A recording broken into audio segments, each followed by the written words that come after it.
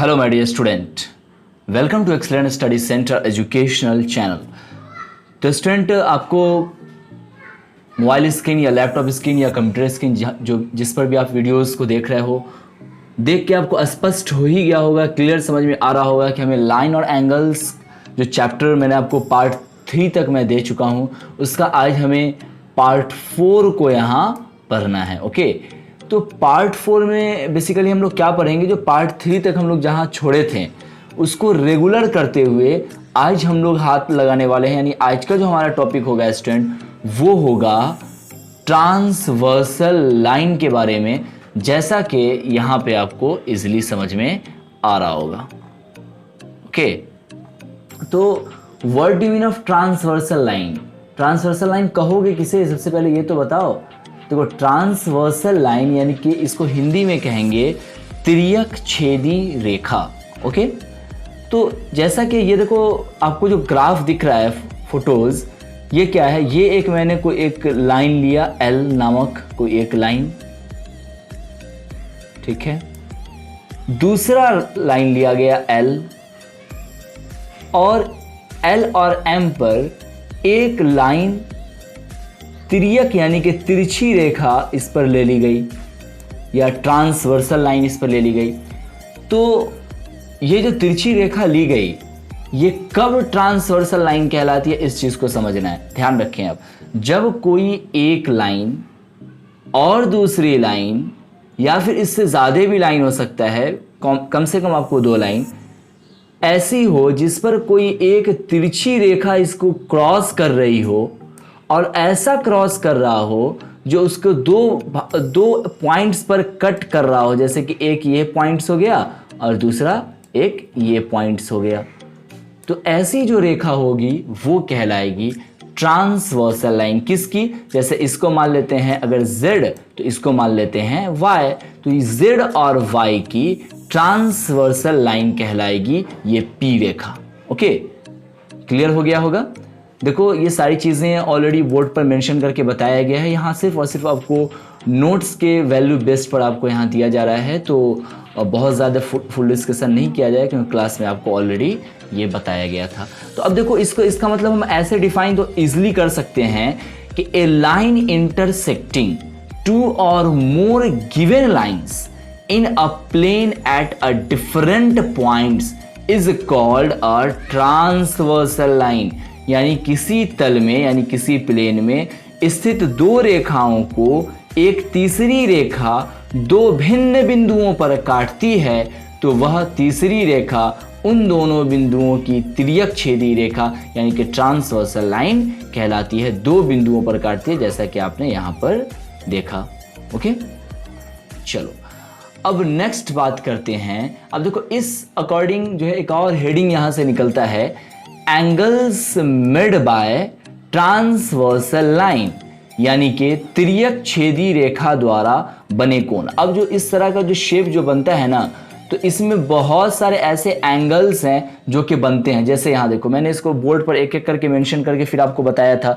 तो अगर यहाँ देखो, ये लाइन को अगर लिया जाए और फिर ये लाइन को लिया जाए, तो एक एंगल बना। उसी तरह से फिर इस लाइन से अगर इसको भी अगर हम ऐड करें, तो फिर ये दूसरा बनेगा, यानी कि पहला और दूसरा। इसी तरह से और भी कई सारे एंगल्स बनेंगे। देखो, एक एंगल्स अगर यहाँ है, तो अगर आप इसको अगर ड्रॉ कर लोगे, तो ये चीज़ें यहाँ आ जाएंगी, ये वाले लाइन, यानी कि ये ऐसे और कुछ ऐसे। यहाँ पर एक एंगल बनेगा, है ना। फिर यहाँ पे तो ऑलरेडी एक है ही है, फिर एक ऐसे एंगल बनेगा, यानी कि ये यहाँ, ये और ऐसे। तो इस तरह से 1 2 3 4, फिर यहाँ भी बनेगा। ये लाइन एक ऐसे है, एक लाइन और ऐसे ड्रॉ इसमें जोड़ देंगे, यानी कि आपको अगर इसको मान लेते हैं O, तो O, और इसको मान लेते हैं कुछ P, तो OPH। उसी तरह से आपको फिर यहाँ बन सकता है ये वाला लाइन। इसमें एक और आप लाइन को ड्रॉ कर देंगे, तो हो जाएगा क्या, OP, और यहाँ इसको भी कुछ रख देते हैं X, OPX। उसी तरह से ये यहाँ भी बनेगा, आपको X है तो XP, इसको मान लेते हैं Z, XPZ। उसी तरह से यहाँ पे फिर आप इसको P H PZ, यानी ऐसे कुछ और ऐसे। तो कई सारे इसमें एंगल्स बन रहे हैं। ये सारा मैं एक एक करके यहाँ पे तो पूरी तरह से हो नहीं पाता है, तो बोर्ड पे मैंने एक एक मेंशन आपको मैंने बताया था करके, तो वो आपको ध्यान होगा।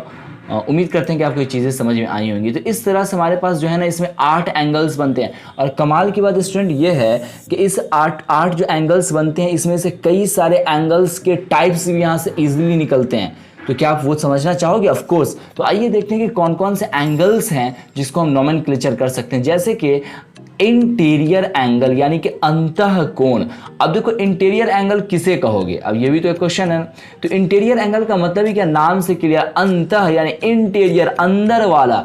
तो जैसा कि आप यहाँ पे फिगर में इजीली देख सकते हो कि एंगल 4 और एंगल 5 आपको इंटीरियर एंगल कहलाए। क्यों? क्योंकि एक जो आपको लाइन दिया गया है उस पर जो ट्रांसवर्सल लाइन ऐसे आ रहा है, तो उसके इंटीरियर यानी कि अंदर में कौन सा एंगल बन रहा है? ऑफ कोर्स 4 ही बन रहा है। इसी तरह से अगर इस लाइन की बात किया तो इसके अंदर में कौन बन रहा है? तो 5 बन रहा है, क्योंकि ये 8 हुआ या 1 हुआ, ये तो आउटर है, ये बाहर की तरफ बन रहा है। अंदर की तरफ कौन बन रहा है? 4 बन रहा है, 5 बन रहा है, और इधर 3 बन रहा है और 6 बन रहा है। तो ये आपको कहलाएगा इंटीरियर एंगल। तो इंटीरियर एंगल के सामने लिख सकते हो कि angle 4 and angle 5 and angle 3 and angle 6 is a interior angle, okay, यानी कि अंतः कोण।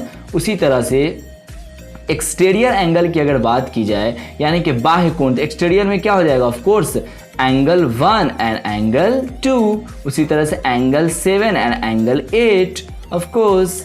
उसी तरह से करस्पॉन्डिंग एंगल। अच्छा, इसमें देखो ना कुछ ऐसे भी तो एंगल जो क्रॉसपॉन्ड कर रहे हैं। करस्पॉन्ड करने का क्या सेंस है? जैसे कि एंगल 1 और एंगल 5 ये एक दूसरे का करस्पॉन्डिंग है, एंगल 1 और एंगल 5। तो इसका मतलब कि इसमें करस्पॉन्डिंग एंगल भी बनेंगे। तो मैंने यहाँ लिख भी दिया करस्पॉन्डिंग एंगल यानी कि संगत कोण। एंगल 1 का संगत कौन है? एंगल 5। उसी तरह से एंगल 2 का कौन है? एंगल 2 और का एंगल 6 हो जाएगा। उसी तरह से एंगल 4 का कौन होगा? तो एंगल 4 का हो जाएगा एंगल 8। ओके, तो ये कहलाएगा आपको कॉरेस्पॉन्डिंग एंगल। उसी तरह से अगर एंगल 4 की बात किया तो 4 में मैंने लिख रखा है इंटीरियर अल्टरनेट एंगल यानी एकांतर अंतः कोण। तो एकांतर अंतः कोण में क्या होगा स्टूडेंट? जैसा कि आपको यहाँ पे दिख ही रहा होगा ना, एकांतर अंतः कोण यानी कि इंटीरियर अल्टरनेट एंगल। तो इंटीरियर में कौन सी चीज़ें आ जाएंगी जो आपको अंदर की तरफ मैंने तो बताया था, तो लेकिन अल्टरनेट है, ध्यान रखिए, इंटीरियर अल्टरनेट एंगल। जैसे कि एंगल 4 का एंगल 6। देखो यहाँ पे होता क्या है कि कुछ एक्स शेप का बनता है, अल्टरनेट है ना, तो ये एक्स शेप का ऐसे बनेगा, इधर का इधर और इधर का इधर, कुछ इस तरह से। तो एंगल 4 का एंगल 6 और एंगल 3 का एंगल 5, ये आपका ट्रिक है कि एक्स शेप में आपको बनेगा इंटीरियर एंगल के बारे में। ओके, अब नेक्स्ट देखा जाए, अगला हो जाएगा आपको इंटीरियर था तो उसके बाद एक्सटीरियर हो जाएगा आपको एक्सटीरियर अल्टरनेट एंगल। तो एक्सटीरियर अल्टरनेट एंगल में क्या होगा? एकांतर बाह्य कोण।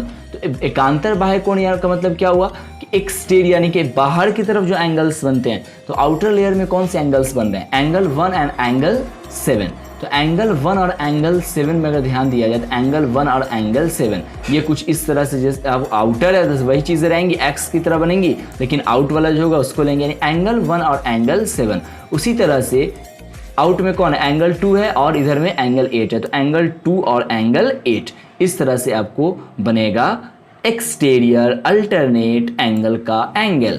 अब अगर नेक्स्ट बात किया जाए तो नेक्स्ट और लास्ट आपको हो जाएगा angles on the same side of transversal। Same side of transversal. तो सेम साइड ऑफ ट्रांसवर्सल में क्या हो जाएंगे? ऑफ कोर्स 3 है तो 3 का हो जाएगा 6 सेम साइड, यानी यहाँ का सीधा सीधा यहाँ, और एंगल 4 का एंगल 5 और यहाँ का यहाँ, सीधा सीधा यहाँ पे बात कर सकते हैं आप।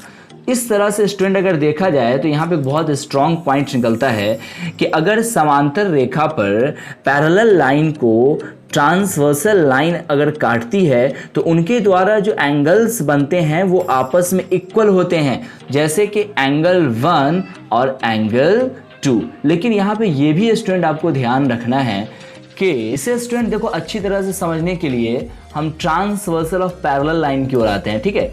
तो ट्रांसवर्सल ऑफ पैरेलल लाइन में आपको जैसा कि यहाँ पे कई एक पूरा एक सेंटेंस नज़र आ रहा होगा, पूरा एक पैराग्राफ नज़र आ रहा होगा।